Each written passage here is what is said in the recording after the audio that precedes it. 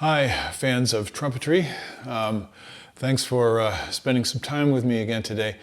We're looking at number 20 in the Develop Sight Reading Etudes.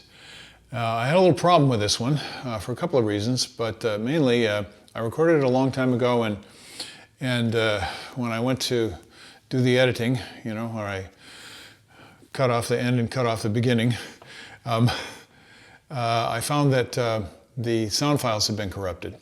So I tried to recover it from the sound that was in the camera, and that wasn't satisfactory. So here I am recording it again. I hope you appreciate my dedication. So number 20 is really different, and that's why I wanted to come back and do it, even though there are plenty of other things for you to spend time with on the site. And one reason is it's fast.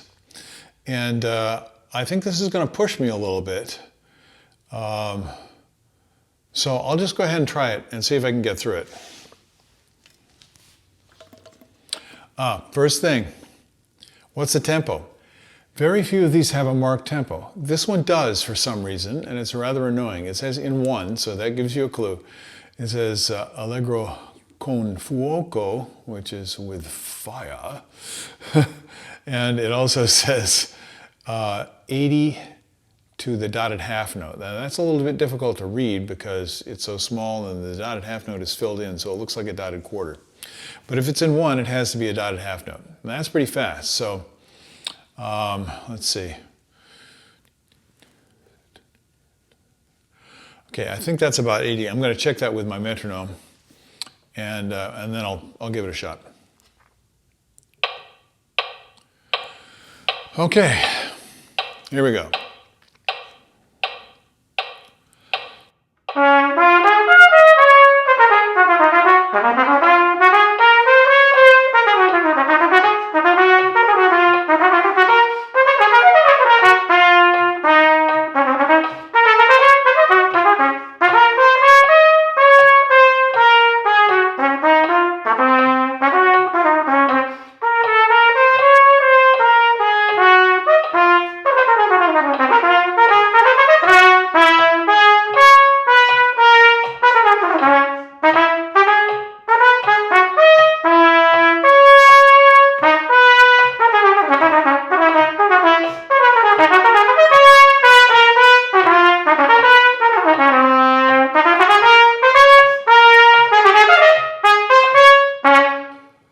Whoa, that is helter-skelter.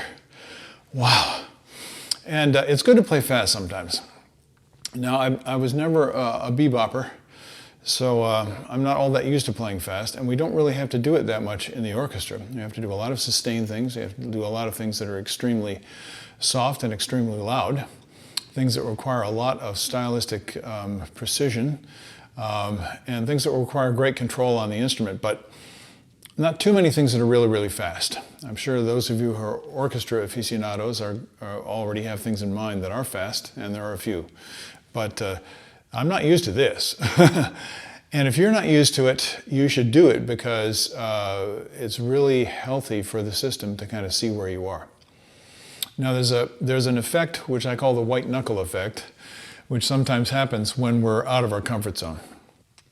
So what is the white knuckle effect? Well, let's say you're driving your car and you're going along, everything feels secure, and then all of a sudden underneath the snow is some black ice, and the car just goes and totally breaks traction, and you're sliding with no control.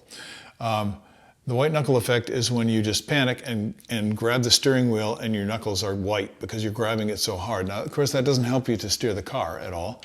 And so in a similar way, we have to realize that panic and stiffening up is not going to help us have the kind of agility that we want to play this piece. It takes time.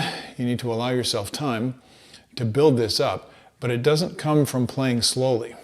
What playing slowly does, and we'll do a little bit of this, what playing slowly does is helps you to see the road better, so to speak. You're not going as fast, and so you can kind of observe and feel the shape of things. And when you have the shape of the melodic line, the pitches as they move through, and the shape, so to speak, of the rhythmic context, then you know you're more familiar with the road.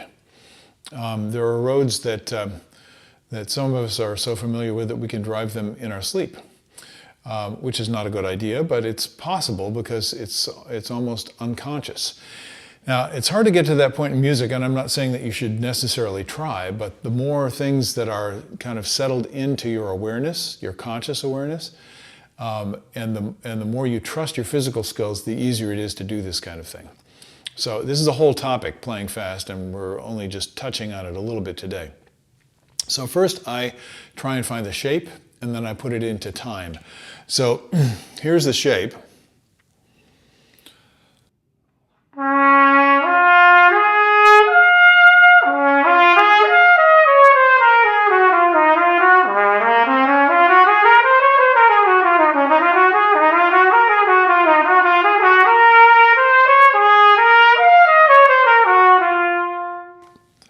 So you get the idea. I'm just playing the pitches, obviously, and the pitch gives me a sense of the shape. What do I mean? Well, you play 3 notes, and then all of a sudden there's a large interval which goes to the top of the staff. Most people are going to feel that, and it might even be a little bit feel a little bit tricky.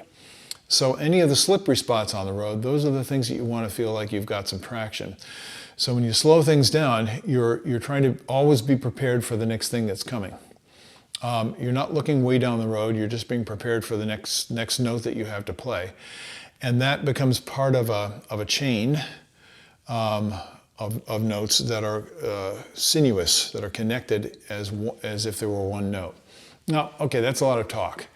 You have to feel it, and it helps to hear it.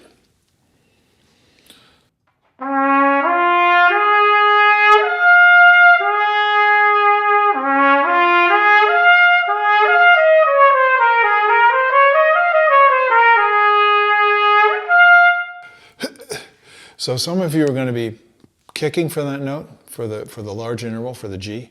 Some of you are going to be adding a little bit of extra pressure. Many of you are going to be creating tension in the throat or in the body in anticipation of going above the staff. So the first thing you can do is when you're playing the shape in something like this is smooth it out so that it feels like it's you don't have to use the brakes too much. As soon as we start to go faster and we feel out of control, then the brakes start to come on. Please see my video on the brakes, that'll give you an idea. And that's what just happened to me when my throat closed as I went to the G.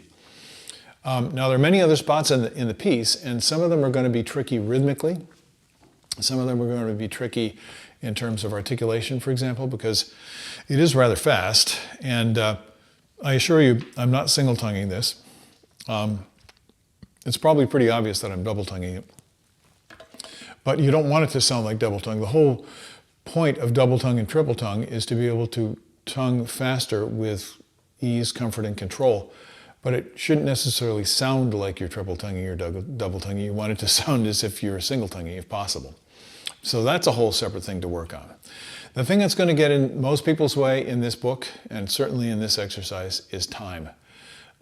So one of the major problems that you may have is either lagging behind the beat or jumping ahead of the beat.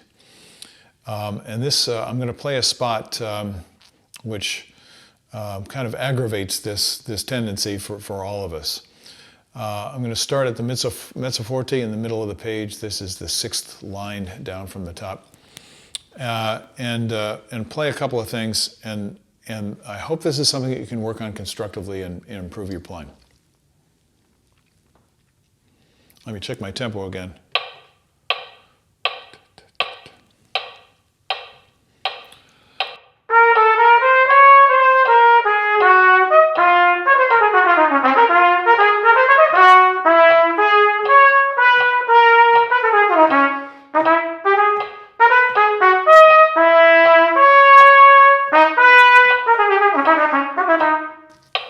So I played that passage because right there, and it's as you're approaching the end, normally when people are writing etudes, and check this out for yourself, there's a tendency to build in terms of the level of difficulty as you go through the etude.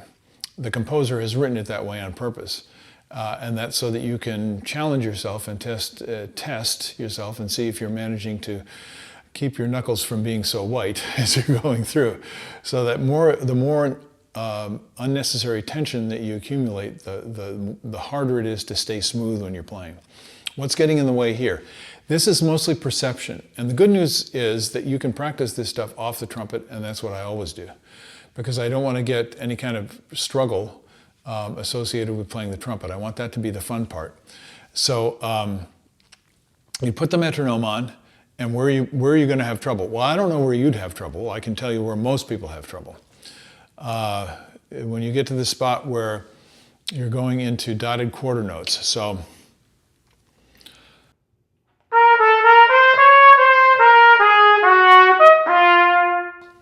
that spot, you can be thinking 1 and 2 and 3 and 1 and 2 and 3 and counting da, da, da, da, da. And that gets kind of complicated.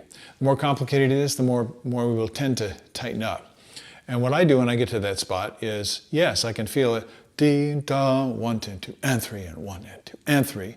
But I'm feeling it 1, 2, 1, 2, because it's in 1. It's very easy to do that. So, but you're changing from 1, 2, 3, 1, 2, 3, 1, 2, 1, 2, 1, 2. So practice that. Practice it with a metronome.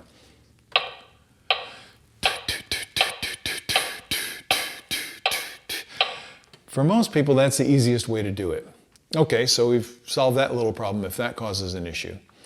A much more common problem is syncopation. And so we have a spot a little bit later on where it says forte, which is about 5 lines from the bottom. And that syncopation is, you're playing in 2, but it's in 3. It's kind of a hemiola effect for those of you who are musicologists. Dee da da dee da da da da da da da da da, kind of like that. So this is how it goes.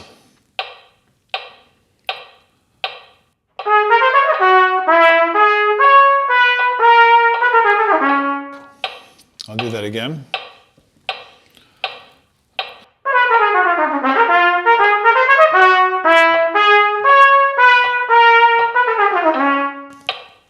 So you get the idea. 1, 2, 3, 1, 2, 3, 1, 2, 3, 1, 2, 3, 1, 2, 3, 1, 2, 1, 2, 3, 1, 2, 3.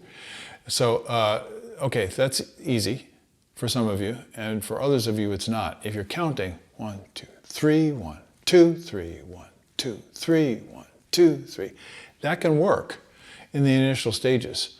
But look at what it is. It's 1, 2, 3, 1, 2, 3, 1, 2, 3, 1, 2, ta da ta da ta da ta da.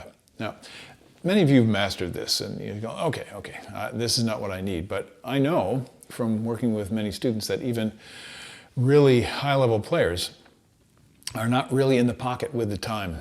And I can tell you for a fact that the time that being able to play in tune with the universe as far as the timing is concerned, and as far as the pitch is concerned, those two issues, those are the main things that will, if you're not doing that at a very, very high level, that will keep you from getting a job in the orchestra.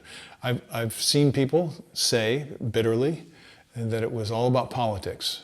And I guess they didn't listen to their own playing, because I could hear that they were not being precise with the time and with the pitch. Now, you can drive yourself crazy with that. And it's really all about the music, but it's that level of refinement that if you're going to be a professional playing with other people, you need to play in tune. And it's easy on a keyboard, because it's not your fault if you're playing out of tune. But if you're a wind player or a string player, you're working all the time on playing in tune. Time, in my opinion, is the most important thing. So I practice these. I always practice it with my voice, just speaking or singing. If I sing, I don't bring in the pitches at first. I'll do it clapping the big beats. You can tap your foot. There are many ways to work on it. And any of you who are serious about your playing can do a little bit of research. Now it's so easy with AI, and you'll find answers to almost any questions. But the practical application is what makes it work for you. You gotta sit down and actually do it until you're sensing, oh yeah, I can feel it swing. I know where I am. I'm not getting lost. I know where the downbeats of the bars are. I know where the upbeats to the next bars are. I can feel the rhythm. It's all about feeling it.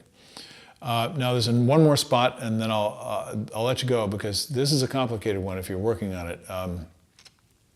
The spot that gets most people is where you have ties over the bar and sustained notes that are tied to other sustained notes, because now to our ear the rhythm is suspended. There's nothing, we're not getting any aural feedback from the notes that we're playing, and we don't have any valve action. We're just, we're just holding one valve or another valve. We're playing open. And so we're not getting any physical sensation from the tongue or from the fingers as we're changing the notes. And this is where most people lose the subdivision. So let's see if I can, yeah. And he makes this difficult for you. This is right after the passage that I just played. So I'm gonna start back at the half note hemiola. This is the 5th line from the bottom. It says forte.